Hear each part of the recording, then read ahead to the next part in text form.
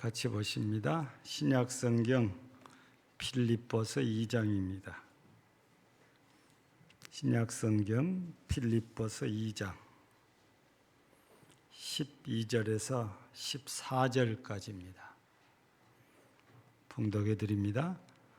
그러므로 나의 사랑하는 자들아, 너희가 나 있을 때뿐 아니라 더욱 지금 나 없을 때에도 항상 복종하여 두렵고 떨림으로 너희 구원을 이루라. 너희 안에서 행하시는 이는 하나님이시니 자기의 기쁘신 뜻을 위하여 너희에게 소원을 두고 행하게 하시나니 모든 일을 원망과 시비가 없이 하라. 아멘. 찬양대의 찬양으로 하나님께 영광을 돌리시겠습니다.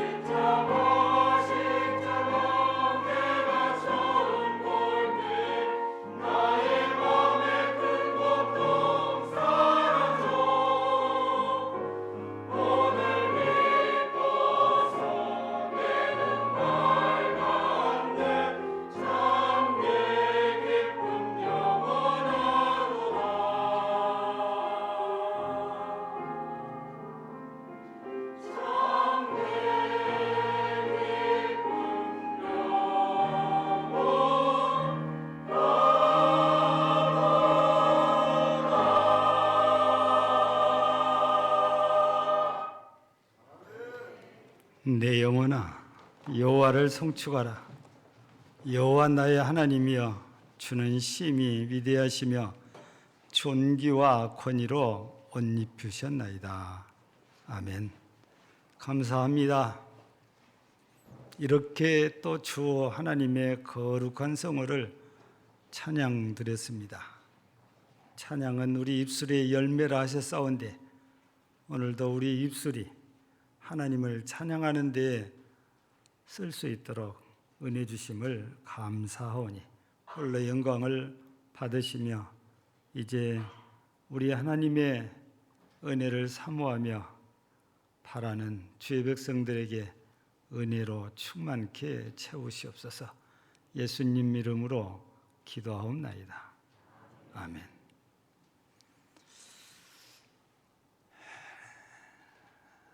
여수 사람들의 주장하는 게 하나가 있죠.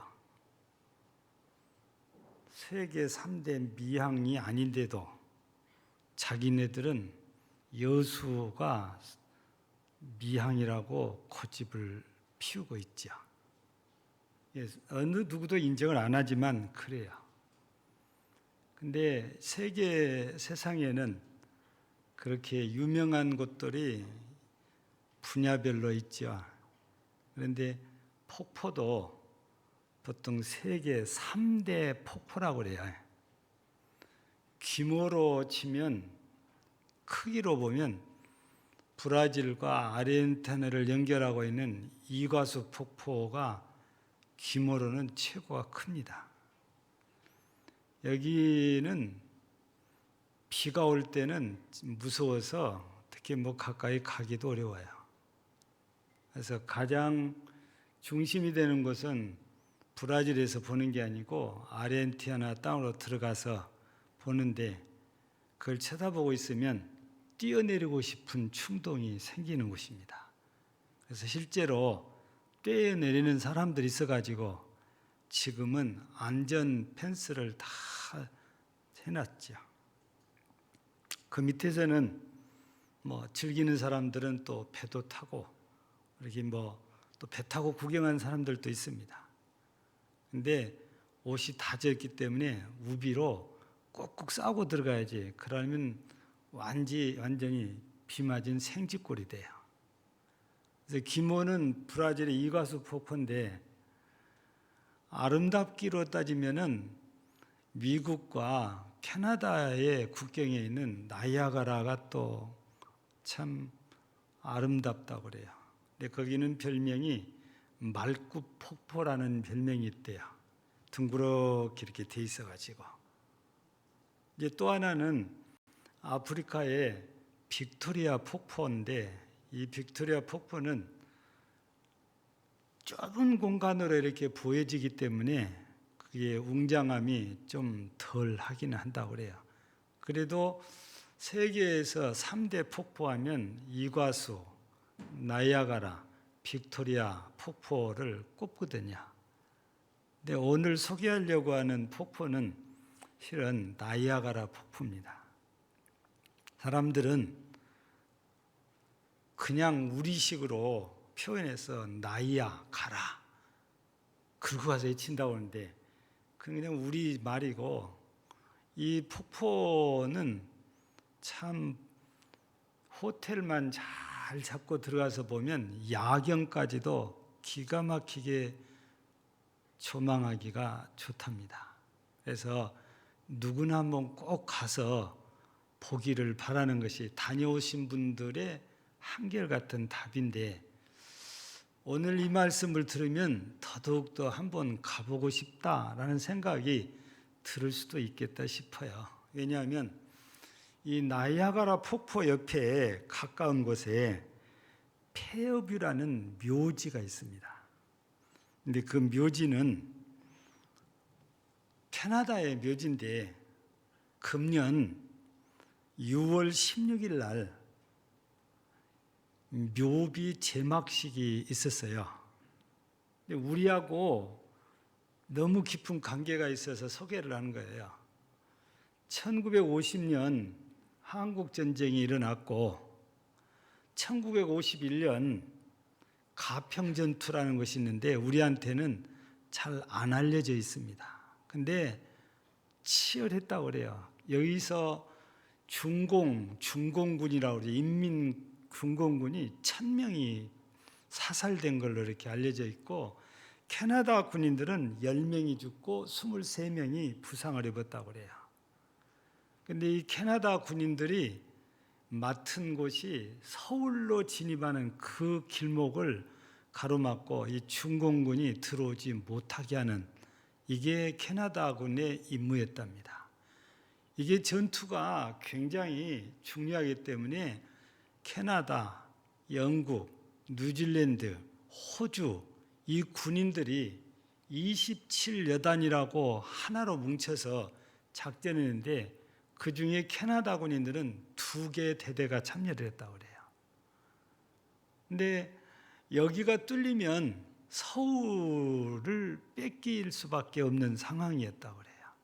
그래서 이 캐나다 군인들이 목숨 걸고 싸워준 전투가 가평전투에서 지금 대한민국에 있는 가평 군수를 필두로 해서 가평군 의회가 이 승전비를 캐나다 이 나이아가라 폭포 옆에 있는 폐허브 묘지에 이 승전비를 세워줬어요.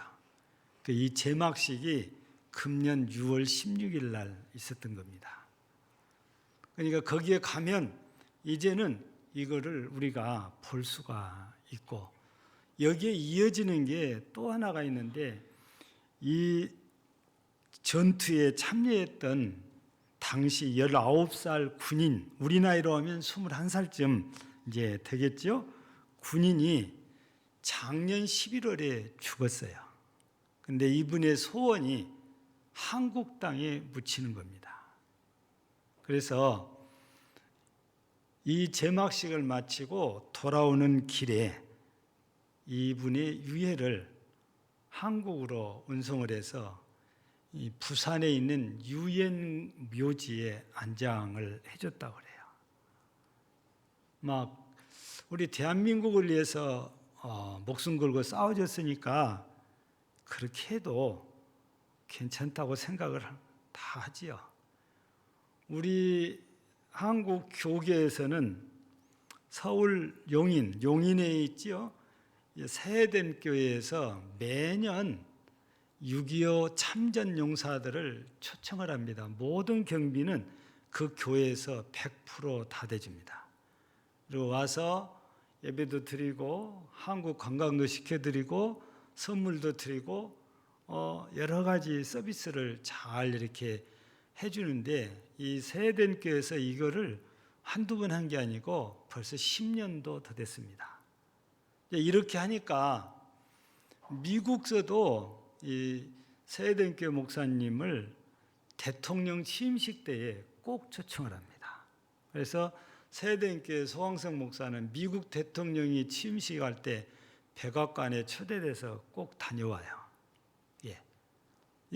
실은 우리 대한민국을 위해서 싸워줬기 때문에 고마운 마음으로 한 것인데 이걸 또 기억해 주셨다고 그래서 또 미국에서는 그 답례로 초청해서 중요한 자리에 함께 나누는 그런 관계가 이렇게 되어졌죠. 제가 오늘 여기서 드리려고 하는 것은 이 19살의 이 전투에 참여했다가 작년 11월에 죽은 존 코미어 씨의 소원, 그 소원대로 대한민국 땅에 묻혔는데 사람에게는 이렇게 소원이라는 게 있죠. 우리 어린아이들한테 물어보면 꿈이 뭐냐 하고 물어보면 없는데요. 이렇게 답을 이렇게 하기도 하지만 네 소원이 뭐냐고 물어보면 답을 하는 애들이 꽤 많습니다. 자기들이 갖고 싶은 것, 하고 싶은 것이 소원이니까. 아마 나이가 들어도 소원이 있는 사람들이 꽤 많이 있습니다.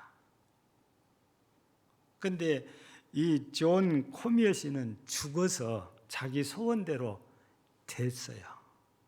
그런데 사람마다 이렇게 소원이 있는 것처럼 오늘 말씀 가운데 보면 하나님께도 소원이 있다는 겁니다.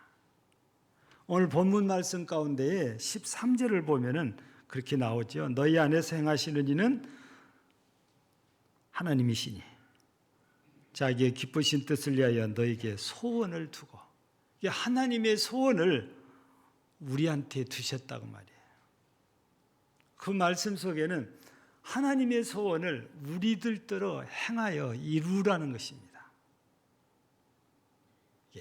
사람들에게만 소원이 있는 것이 아니고 하나님도 이런 소원이 있다는 거죠.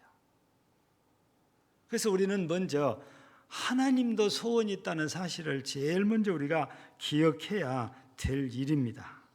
근데 이 소원을 우리가 이렇게 소원이다 보면은 여러 가지로 복잡하게 생각이 들 수가 있는데 쉽게 다른 말로 바꾸면 하나님의 마음, 그리고 또 다른 말로 바꾸면 하나님의 뜻입니다.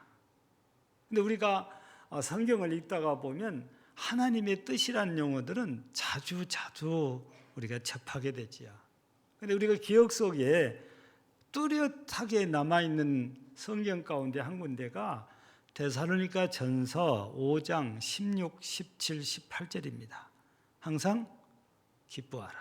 쉬지 말고 기도하라. 범사에 감사하라. 이게 세 가지가 있는데 그 뒤에가 소개되어 있잖아요. 이는 너희를 향하신 하나님 아버지의 뜻이니라. 그렇게 되어 있단 말이죠. 그 하나님의 뜻, 하나님의 마음, 하나님의 소원 중에 하나가 우리 모든 그리스도인들이 기쁘게 살기를 바라는 마음이에요. 기도하면서 살기를 바라는 마음이에요. 감사하면서 살기를 바라는 마음이 하나님 마음속에 있다는 겁니다. 그런데 이런 하나님의 뜻을 우리가 알고도 잘 행하지 못하는 것이 우리의 현실이잖아요. 그런데 오늘 이 서신서를 기록해서 보낸 이 바울 사도는 하나님을 대신해서 이 하나님의 소원을 얘기하면서 자기 얘기를 갈라디아서에서 이렇게 표현합니다. 갈라디아서 1장 15절 이하를 보면은 내 어머니 태로부터 나를 택정하시고 그의 은혜로 나를 부르시니가 그의 아들을 이방에 전하게 하여 그를 내 속에 나타내시기를 기뻐하셨다. 그러니까 여기 바울 사도의 고백을 들어보면 태어나기도 전이지 않은 내 어머니 태로부터 그랬으니까 본인이 이 세상에 나기도 전에 이미 하나님께서 자기를 택해 주셔서 때가 되니까 은혜로 자기를 부르셨는데 무엇 때문에? 아들을, 그러니까 예수님을 이방에 전하게 하시려고. 바울 사도는 이것이 하나님께서 자기를 향하여서 원하는 소원이라고 믿고 자기 일생을 바쳐서 복음 전한 일에 한치도 아끼지 않고 다 헌신을 했죠.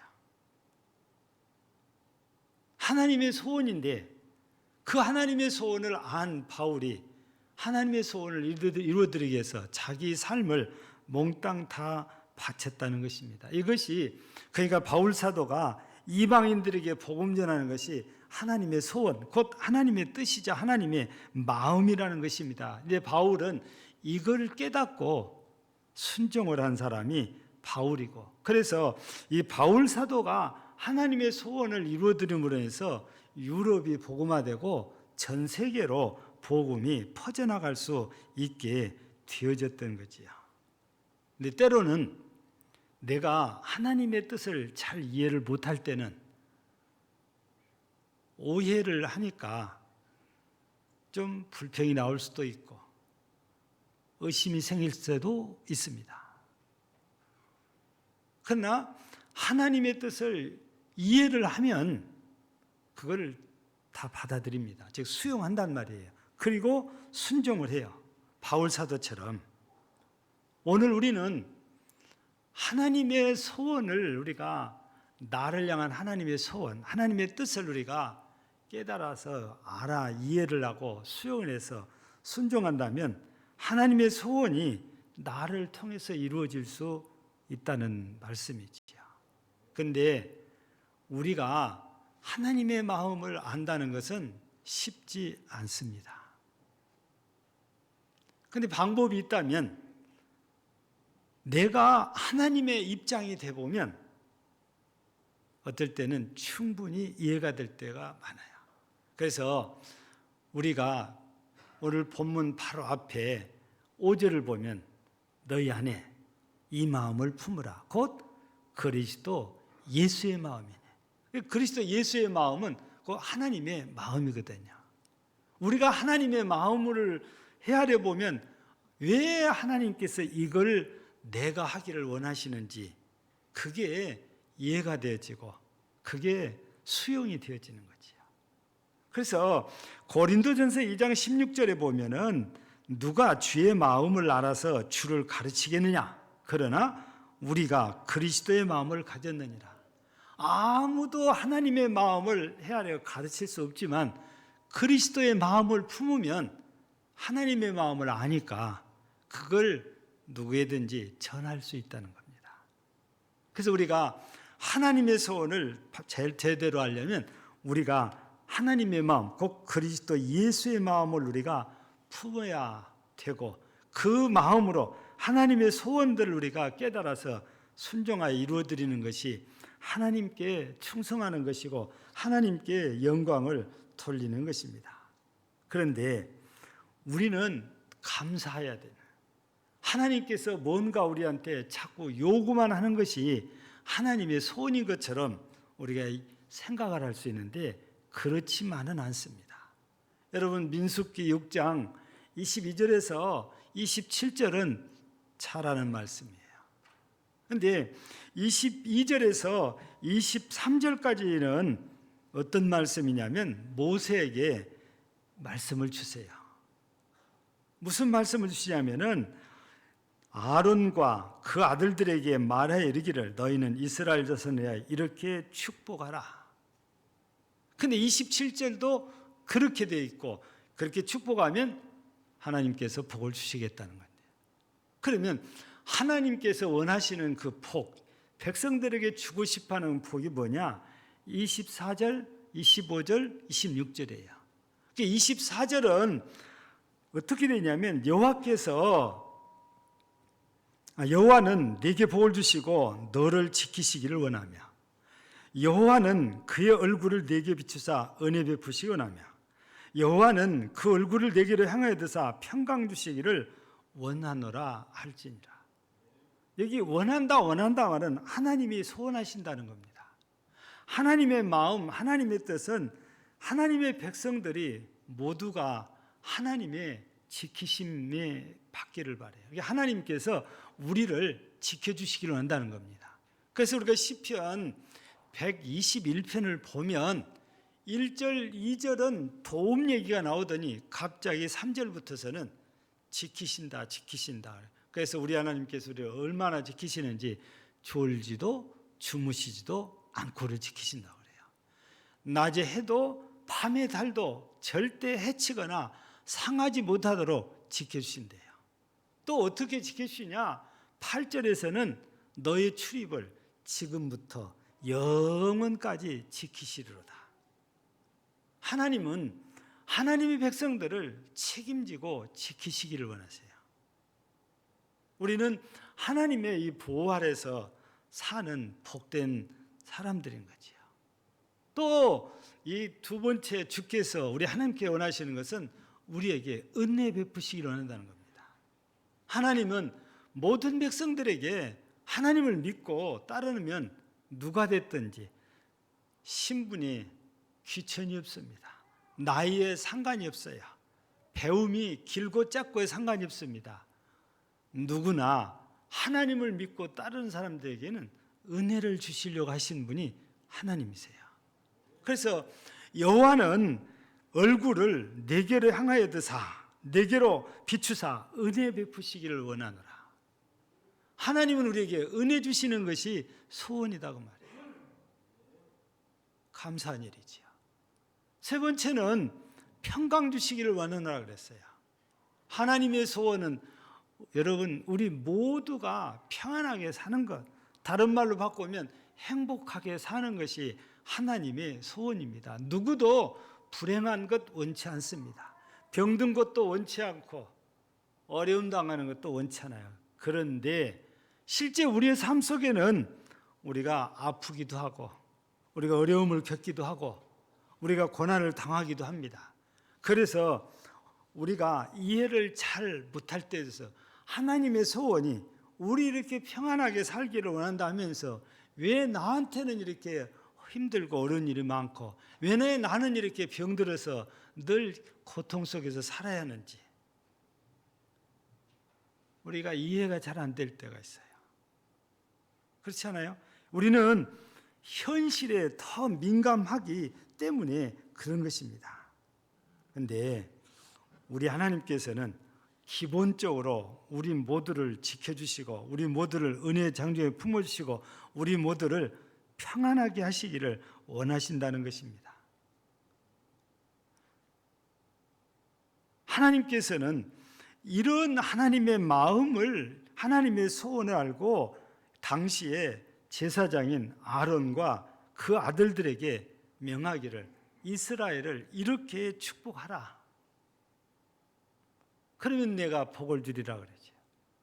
오늘날도 그래서 이 민수기 6장 24절, 25절, 26절은 구약의 축도라고 부르고 있습니다.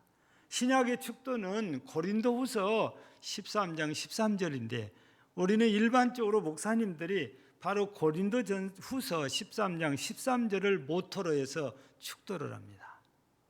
예. 근데 축복의 메시지 찬송가에 나온 거 보면 그 두 가지가 다 소개가 돼 있어요.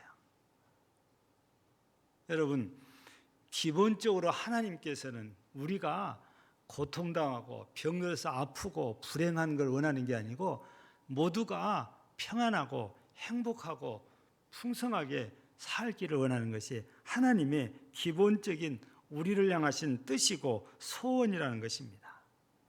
왜 그런데 우리가 하나님이 원하신 대로 잘 안 될까? 그거는 딱 답이 하나밖에 없어요. 하나님께서 안 주셔서 그런 게 아니고 우리가 순종하지 않아서 그렇다는 겁니다.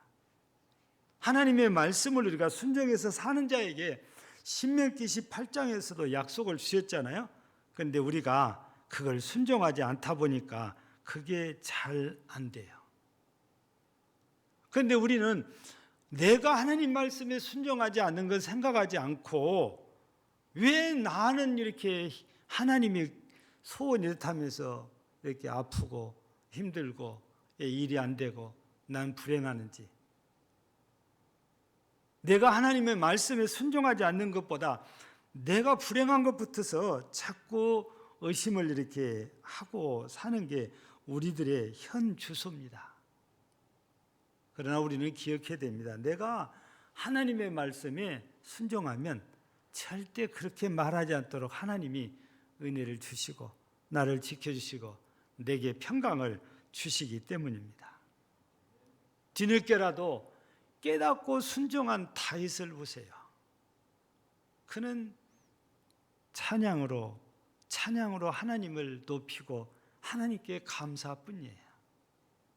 그도 모를 때에는 그렇지 않았어요. 근데 알고 나니까 그의 삶이 달라진 거지요. 모세도 역시 처음에는 이스라엘을 출애굽시키는 일에 절대 개입하고 싶지 않았어요. 그러나 하나님을 알고 나서, 하나님의 소원을 알고 나서 그도 순종을 합니다. 물론 여러 가지 우여곡절이 있지만 순종했더니 결국 출애굽의 역사가 이루어졌고 이스라엘을 가나안으로 데리고 갈 수 있었던 거지요. 여러분, 나의 현 주소만 보고 불평하기보다 내가 하나님 앞에 순종하지 못한 것을 우리가 발견하고 회개하고 지금이라도 우리가 순종한다면 하나님께서는 순종하는 우리에게 분명히 은혜를 주시고 평강을 주시고 우리를 어떤 것으로부터 지켜서 보호하여 주셔서 우리를 행복하게 해주실 것입니다. 여러분, 하나님의 소원대로 모두가 하나님의 은혜 속에서 행복해지기를 주의 이름으로 축복합니다. 하나님의 소원이 이렇게 우리가 평안하고 행복하는 것도 있지만 실제적으로 하나님이 우리한테 바라는 것도 있습니다. 마치 앞서 소개한 대로 바울은 그 하나님의 소원을 알고 자기의 모든 삶을 바쳐서 예수 그리스도를 전하는 일에 헌신했잖아요. 하나님의 뜻을 이루어드린 겁니다. 여러분, 우리가 창세기 12장 보면 아브라함 얘기가 나옵니다. 아브라함이 하나님께 부름을 받았어요. 그리고 약속을 받아요. 그 약속의 내용이 무엇입니까? 내가 너로 큰 민족을 이루고 네게 복을 주어 내 이름을 장대하게 하려니 너는 복이 될지라. 그래서 너를 축복한 자에게는 내가 복을 내리고 너를 저주한 자에게는 내가 저주하려니 땅의 모든 족속이 너로 말미암아 복을 얻을 것이라. 여기서 하나님께서는 아브라함에게 너는 복이다 이렇게 하십니다. 그래서 아브라함을 통해서 사람들이 복을 받게 된다는 건데, 실은 우리가 여기에서 영적으로 보면 이 아브라함에게 이런 약속인데, 아브라함의 몸을 통해서 이 땅에 태어난 예수 그리스도로 말미암아 복을 받게 된다는 얘기거든요. 근데 이 복을 하나님이 원하시는 것은 내가 너한테 줬으니까 너만 실컷 누려라 그런 것이 아니고, 여기 분명히 너로 말미암아 복을 얻는다는 것이니까 아브라함은 자기가 받은 복을 다른 사람들한테 자꾸 나눠주면 그 사람들도 아브라함을 통해서 복을 받게 돼요. 그게 뭐겠어요? 예수 그리스도입니다. 우리가 예수 그리스도를 복으로 받았으니 예수 그리스도를 복으로 알고 아직도 예수 그리스도라는 복을 받지 못한 사람들에게 나누어 줬을 때 그들이 받아들이면 그들도 우리와 똑같은 복, 영생의 복을 누리게 될 거라는 거지요. 하나님의 소원은 바로 이거예요. 보다 많은 사람들에게 생명이신 예수 그리스도가 전해져서 예수로 말미암아 그들이 거듭나고 구원을 받고 영생을 누리는 것입니다. 요한복음에서는 6장에서 이 일을 하나님의 일이라고도 표현하고 하나님의 뜻이라고도 표현을 합니다. 이것이 하나님의 소원이에요. 그래서 하나님께서는 마태복음에서도 마가복음에서도 누가복음에서도 공히 강조를 합니다. 전도할 것을. 우리 마가복음에는 우리가 잘 기억한 대로 천하 만민에게 복음을 전파하는 겁니다. 온 천하에 다니면서 만민에게 복음을 전파해요. 마태복음에서는 모든 민족이라고 표현되어 있어요. 사도행전에서는 땅 끝이라고 표현됐어요. 누가복음에서는 산과 강과 사거리에 가서 사람들을 강권하여 데려오라고 그랬어요. 복음서들을 통해서 이렇게 보면 하나님의 소원이 전도하는 걸로 결론이 지어져 있습니다. 그런데 하나님의 소원 가운데 전도만 있는 것이 아니고 이미 말씀드린 대로 우리가 하나님의 보호하심과 하나님의 은혜와 하나님의 평강을 누리는 것도 하나님의 소원이지만, 예수 그리스도인 복인 예수를 증거해서 함께 하나님의 복을 누리는 것도 하나님의 소원이자 하나님의 뜻이라는 겁니다. 그래서 우리는 청동원 전도주의를 앞두고 하나님의 소원을 이루어드리기 위해서 애를 써야 됩니다. 힘써야 됩니다. 열심히 해야 됩니다. 특정인들만이 아니고 우리 전 교인이 한마음 한뜻이 돼서 이 일을 우리가 힘쓴다면 하나님께서 정말 기뻐하셔서 우리가 상상한 그 이상의 영광스러운 일이 일어나게 해주실 것입니다. 사랑하는 우리 금당제일교회 성도 여러분, 나의 소원은 세속적이고 지극히 물질적일 가능성이 높아요. 그래서 신화에도 그런 얘기가 나옵니다. 마이다스라는 왕이 있는데 황금을 그렇게 좋아했대요. 그런데 어느 날 잘 알지 못하는 신이 자기를 찾아와서 내 소원이 뭐냐 그랬더니 내가 손으로 만진 것마다 금이 황금이 되게 해주세요 그랬더니 그래 네 소원대로 될 거다 하고 보내줬는데 신기한 일이 생긴 거예요. 만지기만 하면 이게 황금으로 바뀌어버려요. 처음에는 조그마한 것도 만져가지고 황금이니까 좋아가지고 이 마이다스 왕이 어쩔 줄을 몰라. 그래서 너무너무 기뻐하는데 딸이 딱 나타났거든요. 예쁜 공주하니까 어서 오너라 내 딸하고 딸을 딱 가서 하는데 딸이 황금으로 바뀌어버려요. 놀래가지고 울고 있으니까 왕후가 웬일이냐고 또 쫓아와서 왕후한테 딸이 이렇게 했다고 왕후 손을 잡으니까 왕후도 그 자리에서 황금으로 바뀌어버려요.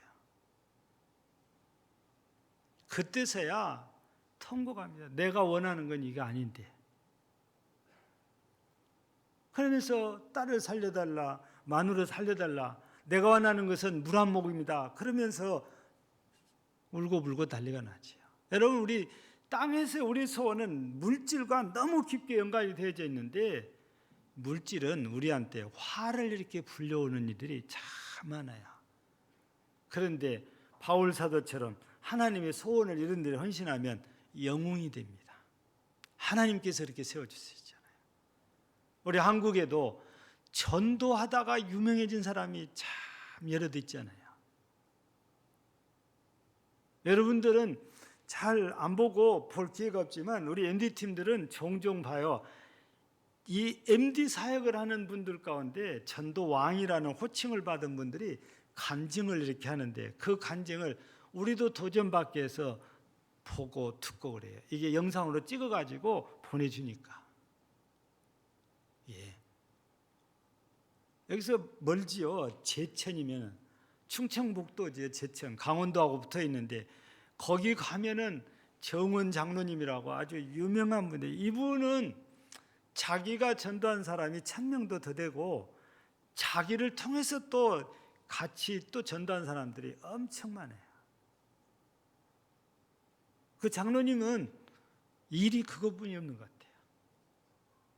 눈만 뜨면 MD하러 다니니까. 여기서 멀지 않는 창원 가면 이영희 집사라고 칠공주 간판을 걸고 옷가게라는 분인데, 이분도 이 MD밖에 모르는 사람이에요. 그럼 장사가 안 돼서 굶고 사냐? 아니에요. 하나님이 다 되게 해주세요. 왜냐? 하나님의 소원을 이루어드리니까 하나님께서 우리 일도 다 되게 해주시는 거죠. 그래서 제가 우리 MD팀도 내가 한번, 창원은 가까우니까 한번 그분 만나러 가보려고 그래요. 이제 찬바람 불기 시작했으니까 아마 나를 잡지 않을까 싶어요. 예. 왜냐하면 그런 분들 가서 또 잠깐 얼굴 보고 얘기를 들으면 희망이 생기고 도전 받잖아요. 여러분, 하나님의 소원은 첫째는 우리 잘 사는 거예요. 두 번째는 나만 잘 사는 게 아니고 같이 잘 사는, 그래서 복이신 예수를 증거하는 겁니다. 이게 우리 하나님이 우리를 향하신 뜻, 곧 하나님의 마음, 하나님의 소원이라는 거죠. 오늘 우리 모두 하나님의 소원에 순종해서 행함으로 더 많은 사람들이 우리와 함께 하나님의 복을 받아 누리는 영광이 나타나고 하나님이 기뻐하시는 역사가 우리 금당제일교회 성도들을 통해서 이루어지기를 주의 이름으로 축복합니다. 하나님 아버지, 감사합니다. 우리의 소원은 통일이라고 참 노래도 많이 불렀지만 가면 갈수록 멀어지는 느낌입니다. 오늘은 하나님의 소원에 대해서 우리가 말씀을 들었습니다. 나를 향하신 하나님의 소원은 첫째는 우리가 하나님의 지키고 하나님의 은혜 아래서 행복하게 사는 것입니다. 둘째는 하나님께서 이렇게 주신 복을 다른 사람들에게 나누어지는 것인데, 그게 바로 예수 그리스도였습니다. 우리 모두 바울처럼 순종하여 하나님의 뜻을 이루어드리고 함께 하나님의 복락을 누리는 복된 성도들이 되게 하옵소서. 예수님 이름으로 기도하옵나이다. 아멘.